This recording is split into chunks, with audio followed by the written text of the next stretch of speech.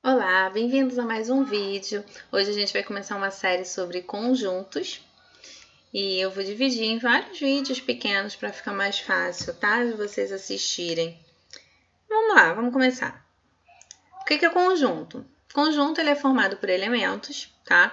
E elemento a gente representa pela letra minúscula do alfabeto. Quando esse elemento A ele faz parte de um conjunto A, ó, elemento, letra minúscula, conjunto, letra maiúscula. Dizemos que A pertence a A, tá aqui, ó, A pertence a A, tá bom? Então, sempre que a gente tiver um elemento no conjunto, a gente diz que esse elemento pertence ao conjunto. Nós vamos trabalhar conjuntos numéricos, mas nós podemos ter também o conjunto de alunos de uma escola. E teremos partes desse conjunto que eu posso dizer que é o conjunto das turmas, né? Dos alunos que pertencem às turmas. Então, eu tenho um conjunto maior, que são os alunos todos da escola.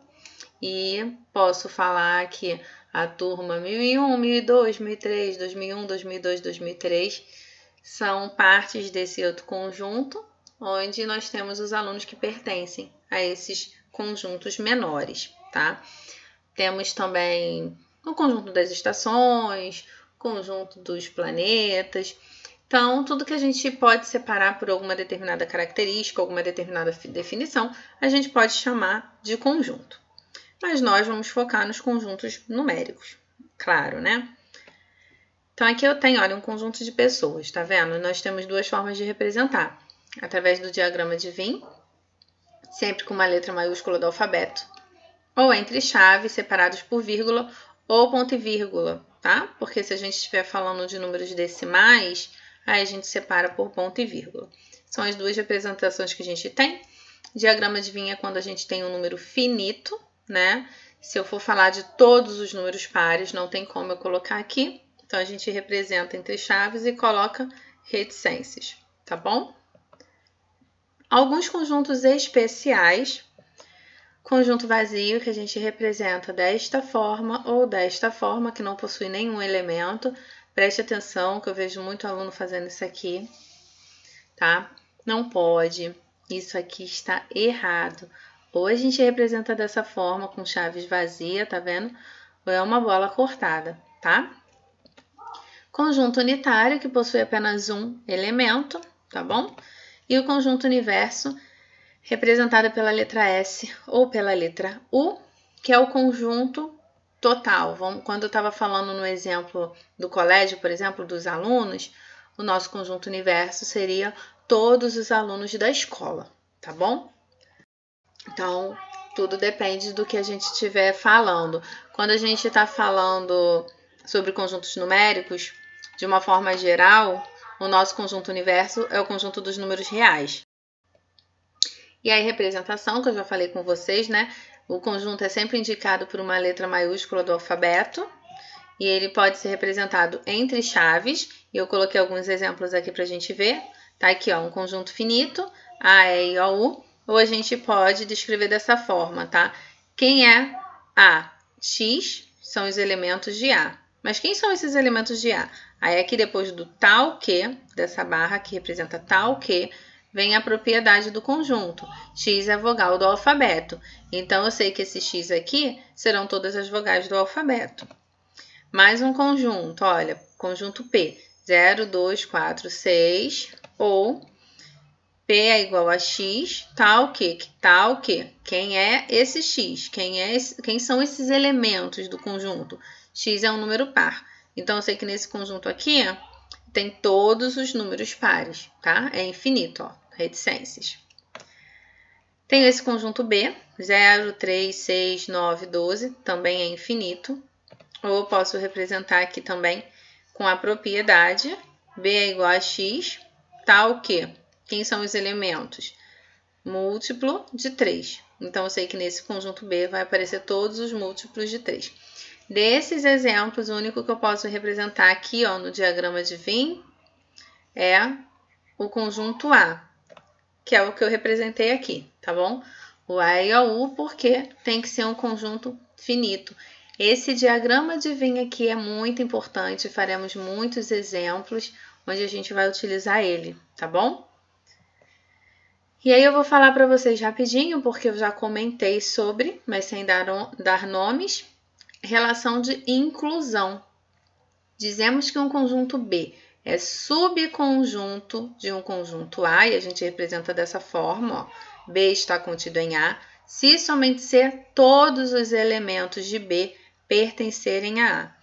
Então, todos os elementos de B têm que pertencer a A. Vou voltar lá no primeiro exemplo que eu dei sobre os alunos, tá? Então, o conjunto A são todos os alunos da escola, tá? Então, eu vou escrever assim, ó, X tal que X é aluno da escola. Pronto, fica mais fácil, né? Não preciso nem saber quantos alunos tem. Eu já estou dizendo que são todos aqueles alunos da escola. E o B pode ser, por exemplo, ó, X tal que X é aluno da 1001, por exemplo. Tá? C, vamos botar mais um conjunto. X, quem é esse X? X é aluno da 3004. Tá vendo? B está contido em A? Como é que eu respondo essa pergunta? Todos os alunos da turma 1001 são alunos da escola?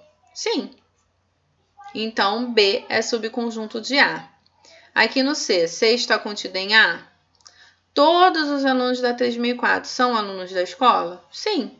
Então, C é subconjunto de A. Deu para entender? Basta um não pertencer para não ser subconjunto, tá bom? Todos têm que pertencer. Então, se um não pertencer, então não é mais. E aí, só para a gente aprender bem a diferença, ali eu estava falando de subconjuntos, então eu usei esse símbolo aqui de estar contido, ou eu poderia usar não estar contido. Quando a gente usa pertence e não pertence, é quando a gente está falando de elementos com conjuntos, tá? Então, ó, são relações entre elementos e um conjunto. Aqui é de conjunto com conjunto, tá bom? Aí a gente usa contido e não contido. Aí, quando for elemento e conjunto, pertence ou não pertence. Então, considere A igual a 1, 2, 3, 4, 5. Se eu pego, por exemplo, 1 pertencente a A, isso aqui é verdadeiro ou falso? É verdadeiro. 1 pertence a A. 3 pertence a A. Verdadeiro ou falso? Verdadeiro. 6 pertence a A. Isso aqui é verdadeiro ou falso? É falso. Por quê? Porque 6 não pertence a A, tá bom? Eu não posso falar isso aqui, ó. 1 está contido em A, tá? Isso aqui não existe. Eu posso falar de subconjunto. Eu posso pegar assim, ó, entre chaves. 1 está contido em A. Se está entre chaves, isso é um conjunto, então sim, o conjunto 1 pode estar contido no conjunto A, tá bom? Só se eu tiver assim, tá? E eu tenho aqui, ó, B igual a 1. Aí sim, B está contido em A. Dessa forma que funciona, tá? Se eu tô falando só 1 assim, é elemento. Se eu representei entre chaves, aí tudo bem, é um conjunto. Aí eu não represento assim com pertence, e sim com estar contido. Então, pertence, elementos e conjunto. Contido, conjunto e conjunto. Como é que diferencia? Elemento é letra minúscula, conjunto é letra maiúscula. Qualquer letra, tá? Tô usando A, mas é qualquer letra. E aí, para a gente terminar, como a gente está falando de subconjunto, eu vou falar de conjunto das partes, tá? Dado um conjunto A igual a 1, 3 e 5, é possível escrever todos os subconjuntos de A, que são as partes de A. E é possível mesmo que seja um conjunto muito grande, se aqui é um conjunto finito, a gente consegue fazer isso, tá bom? Minha dica para vocês, começa sempre com o menor. Quem é o menor? É o vazio, tá? Então, vazio pertence a uma parte de A. E agora a gente vai começar com os subconjuntos de um elemento só. 1, 3 e 5. Agora, vamos para subconjuntos com dois elementos. 1 e 3, 1 e 5 e o 3 e o 5. E agora para o subconjunto de 3 elementos, que é o conjunto todo, né? Então, a gente começa com nenhum elemento e termina com o conjunto todo. Como é que eu faço para saber quantos elementos vai ter nessas partes de A? No caso, seria o N, P de A, um número de partes de A. Vai ser o 2 elevado ao número de elementos que eu tenho, que nesse caso aqui é 3. 2 elevado a 3, só para relembrar, é 2 vezes 2 vezes 2, que dá 8. Vamos ver? 1, 2, 3, 4, 5, 6, 7, 8. O que aconteceria se aqui eu tivesse mais 2 elementos? Se, na verdade, o número de elementos de A fosse igual a 5. O número de partes de A seria 2 elevado a 5. Isso aqui seria 32. Então, aqui eu teria 32 subconjuntos. É muita coisa? É, mas dá para escrever, tá? Então, sempre é possível escrever. Então, gente, é isso. Vou terminar o primeiro vídeo aqui. No próximo vídeo a gente continua com operações de conjuntos, tá? Eu espero que vocês tenham entendido. Até a próxima!